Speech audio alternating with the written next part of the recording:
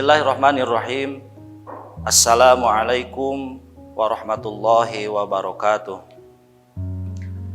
Innal hamdalillah usolli wa usallimu ala Rasulillah Muhammad ibn Abdullah wa alihi wa sahbihi wa mawalah. Amma ba'du. Wa qala ta'ala fil Qur'anil Karim, a'udzubillahi minasyaitonir rajim. Warattilil Qur'ana tartila. Wa qala Nabi sallallahu alaihi wasallam, zayyinul Qur'an bi aswatikum. Al-hadis. Segala puji hanya milik Allah Subhanahu wa taala, yang mana atas limpahan nikmat dan karunia-Nya kita semua pada kesempatan kali ini masih bisa diberi kesempatan oleh Allah Subhanahu wa taala sehingga bisa melaksanakan berbagai aktivitas ya. Termasuk di sini kita akan mempelajari atau membahas tentang ilmu tajwid. Sebagaimana tadi telah disampaikan bahwa Allah Subhanahu wa taala memerintahkan kepada kita untuk senantiasa mempelajari Al-Qur'an. Warattilil Qur'ana tartila.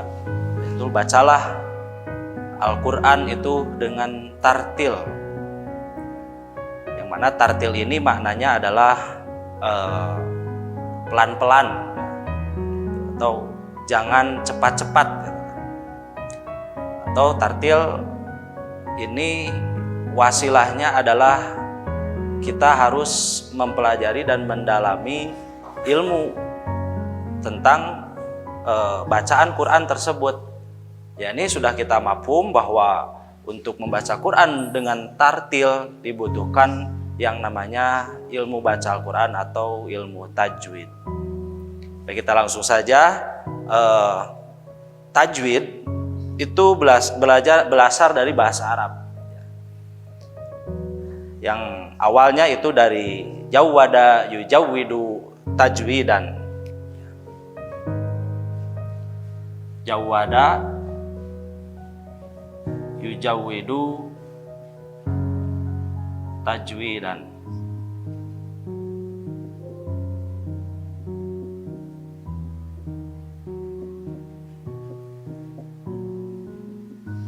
Ini kalau diartikan, ini berasal dari bahasa Arab jawada, yang fi'il madinya, fi'il mudhari'nya yujawidu, dan ini adalah sigotnya masdar tajwidan. Jadi ilmu tajwid itu diambil daripada tajwidan, ya, yang artinya itu bagus atau membaguskan. Ya. Yang dimaksud di sini adalah membaguskan bacaan kita, ya, agar sesuai dengan apa yang diajarkan oleh Rasulullah kepada para sahabat. Ya, dari para sahabat kemudian diajarkan kepada para tabi'in dan para ulama sampai kepada kita semua secara mutawatir. Itulah ini yang dimaksud dengan ilmu tajwid, ya. Jadi ilmu untuk membaguskan bacaan kita, ya, bacaan Al-Quran kita. Di antara cakupan ya ilmu tajwid secara global itu, yang pertama dalam ilmu tajwid itu ada hakul harf yang harus kita pelajari. Ya. Dari tajwid ini ada hakul harf.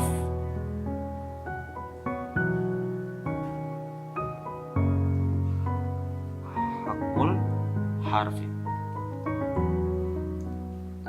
Hakul harf atau hak huruf, yaitu diantaranya ada makhorijul huruf, ya. Ini dibagi lagi, ada makhorijul huruf,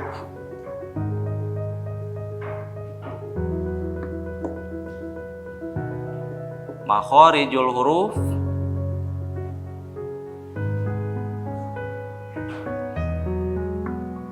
yang pertama yang harus kita ketahui, ya, makhorijul huruf ini adalah tempat keluarnya huruf. Jadi huruf-huruf Al-Quran atau huruf hijaiyah yang 29 itu kita harus mengetahui tempat-tempat keluar hurufnya masing-masing. Ya.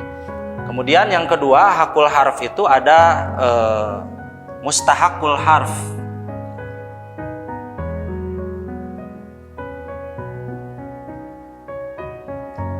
Mustahakul huruf.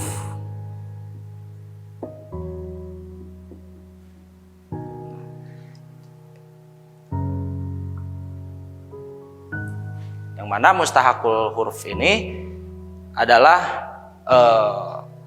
hukum baru, ya, hukum bacaan yang baru yang timbul ketika tadi hak-hak huruf sudah dipenuhi, ya, hak-hak huruf sudah dipenuhi. Maaf, ini belum. Ya. Yang pertama hakul harf, yang kedua mustahakul harf. Yang termasuk mustahakul harf yaitu ahkamul huruf, ya.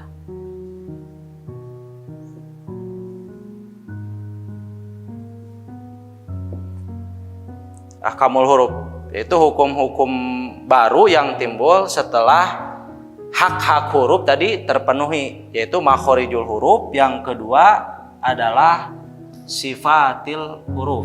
Sifatul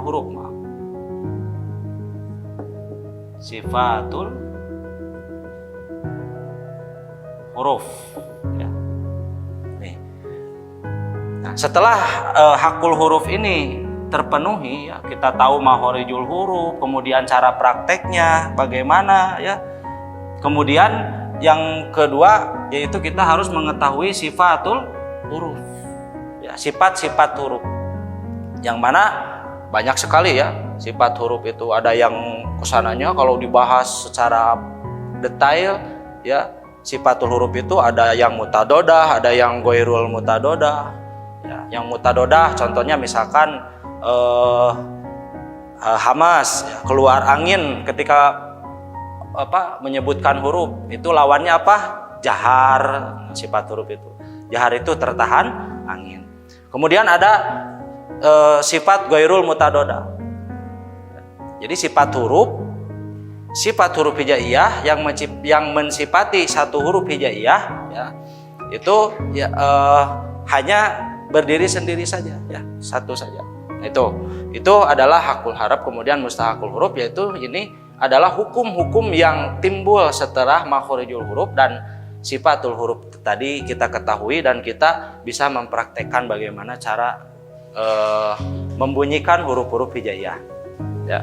Nah, di ahkamul huruf ini yang akan kita bahas, ya, yaitu yang pertama di ahkamul huruf itu ada hukum nun sukun dan tanwin, ya.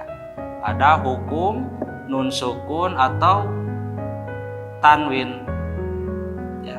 Atau bisa disebut tanwin ini adalah fathatain, kasrotain, dhammatain. Tuh, ya. Jadi kalau kita menemukan di dalam bacaan kita, terusus bacaan Al-Quran, menemukan ada nun sukun, kemudian ada tanwin bertemu dengan huruf hijaiyah, ya. Huruf hijaiyah. Nah ini, maka ini akan timbul beberapa hukum bacaan huruf. Yang pertama yaitu hukum idhar, ya. Hukum idhar yang pertama, hukum nun sukun dan tanwin itu hukum idhar. Yang kedua ada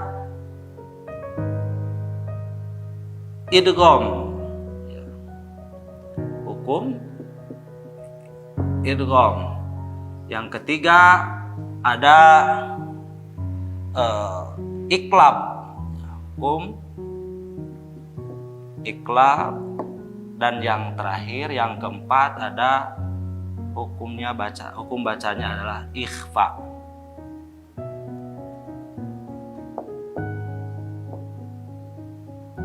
Tuh. Jadi sekali lagi saya ulang, ya, hukum yang pertama, ya, hukum yang pertama adalah idhar, idgham, iqlab dan ikhfa. Idhar ini ada berapa huruf? Ada 6 huruf ya. Idhar ini ada 6 huruf. Yang pertama yaitu huruf idhar itu hamzah. Yang kedua ha. Yang ketiga ain. Yang keempat ha. Yang kelima ghin. Yang keenam kha. Ini huruf idhar. Jadi ketika kita menemukan nun sukun atau tanwin kemudian berhadapan dengan huruf hijaiyah yang 6 ini atau ini suka disebut huruf halqiyah ya. Kalau dalam makhorijul huruf halqiyah itu apa? Huruf yang keluar dari tenggorokan. Tuh. Yang kedua adalah idgham. Ya, yang mana idgham ini dibagi lagi menjadi 2 bagian. Yang pertama ada idgham bi gunnah.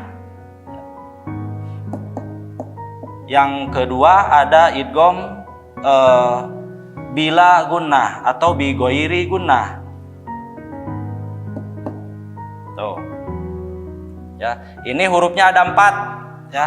Yang pertama ada ya, yang kedua mim, nun. Maaf. Ada huruf nun, kemudian ada huruf waw. Ya, kalau kita menemukan nun sukun atau tanwin bertemu dengan ya, mim, nun dan waw, maka itu hukum bacaannya adalah idgham bi gunnah. Yang kedua ada idgham bila gunnah. Ini hurufnya cuma 2. Yang pertama ro, yang kedua lam. Ya. Rilun. Hurufnya cuma 2 saja, ro dan lam. Maaf. Ro dan lam. Kemudian yang ketiga ada iklab. Ya, iklab ini hanya mempunyai 1 huruf, yaitu ba. Jadi ketika ada nun sukun atau tanwin berhadapan dengan huruf ba, bertemu dengan huruf ba, maka hukum bacaannya adalah iklab. Kemudian yang terakhir ada ikhfa. Ya, ikhfa ini terbagi 3. Ya. Ikhfa ini ada ikhfa. Maaf. Sini aja ya. Ada ikhfa aqrab, ada ikhfa ab'ad, ada ikhfa ausat. Nih. Ya. Jadi ikhfa ini terbagi menjadi 3. Ikhfa aqrab, ikhfa ab'ad dan ikhfa ausat. Ikhfa ab'ad hurufnya ada 2 ya. Hanya qaf dan kaf. Sementara ikhfa aqrab hurufnya ada 2. Yang pertama adalah dal, ta, kemudian to. Hanya 3 saja. Dal, ta, to atau ditato ya. Ikhfa aqrab. Ikhfa aqrab. Dan sisanya ya huruf hijaiyah yang 29 diambil 6 huruf idhar, 6 huruf idgham, 1 huruf iklab, kemudian ifa aqrab 3 dan ifa ab'ad 2, maka itu sisanya adalah termasuk pada huruf-huruf ifa ausat. Itu mungkin secara singkat ahkamul huruf daripada ahkamun nuni wa tanwin atau hukum nun dan tanwin. Ya, idhar artinya apa? Idhar jelas. Ya, idhar jelas. Jadi ketika tanwin bertemu dengan huruf ini maka bacaan nun sukunnya atau tanwinnya harus jelas idhar. Contoh man amana. Ya, tuh. Yang kedua idgham. Ini idgham itu artinya memasukkan. Ya, memasukkan huruf nun sukun kepada huruf-huruf idgham ini.